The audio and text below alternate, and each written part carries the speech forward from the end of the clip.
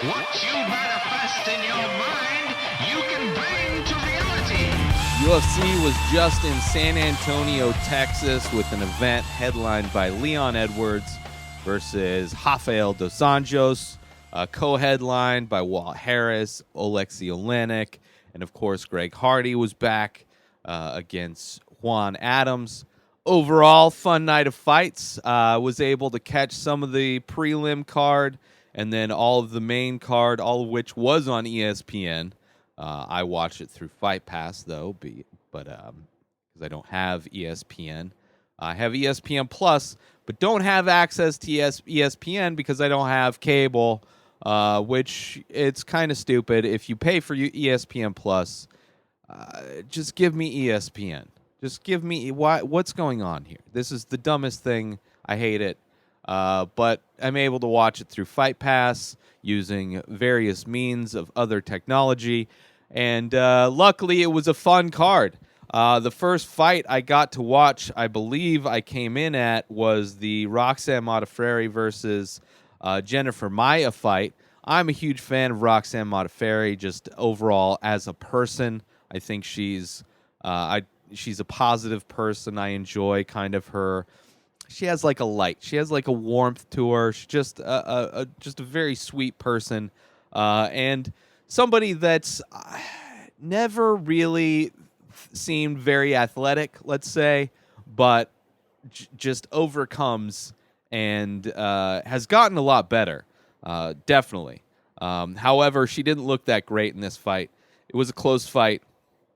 Ended up going to a decision, and Jennifer Maia got the decision. It was at a catch weight. And Maia came in pretty heavy, 4 pounds over. But that was the first fight I saw. And then the Abreu versus Sam Alvey fight.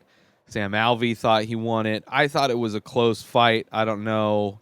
It was a close fight, but it is what it is. I didn't think it was that egregious. Raquel Pennington looked amazing against Irina Aldana. Went to a split decision, which I thought was ridiculous. But overall, really good fight. Raquel Pennington looked great. Her striking was sharp and fast and put a lot of combinations together. Irina Aldana, she had some moments. She was hitting hard for sure. Fight's long, fight's good, but the split decision was a little bit crazy. Alex Caceres got a win over Steven Peterson, which I enjoyed. So, somebody I enjoy watching fight, given the right matchups, and he looked great. Then starting off the main card, Arlovski versus Rothwell. Rothwell just got pieced up by Arlovski. Arlovski looked amazing. His new boxing coach is paying dividends, it looked like, although still caught a bunch of punches towards the end of the third round. If Rothwell had a little bit more gas, I think he might have been able to finish it. But, yeah, it was a brutal, brutal fight, and Arlovski won with a decision.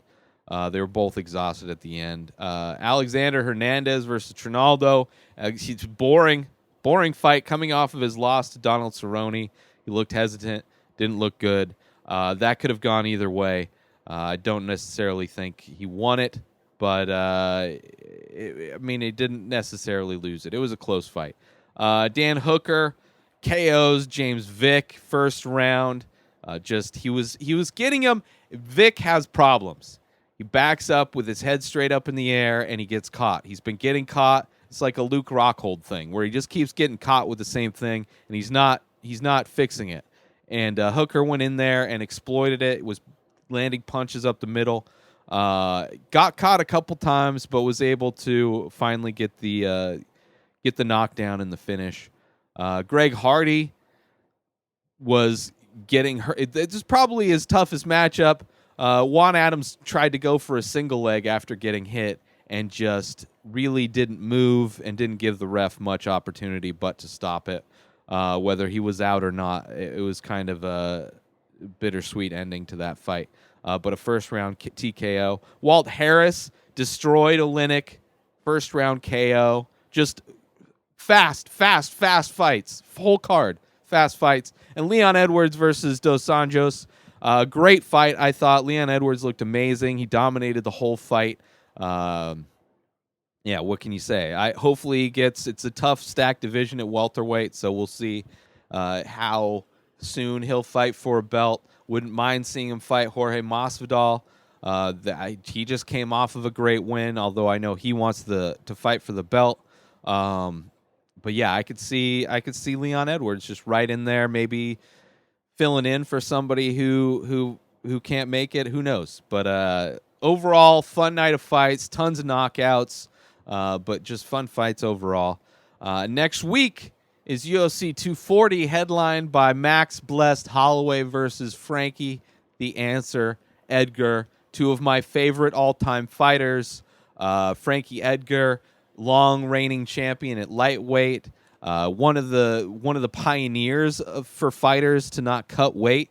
He didn't cut any weight to fight at lightweight and still was dominant.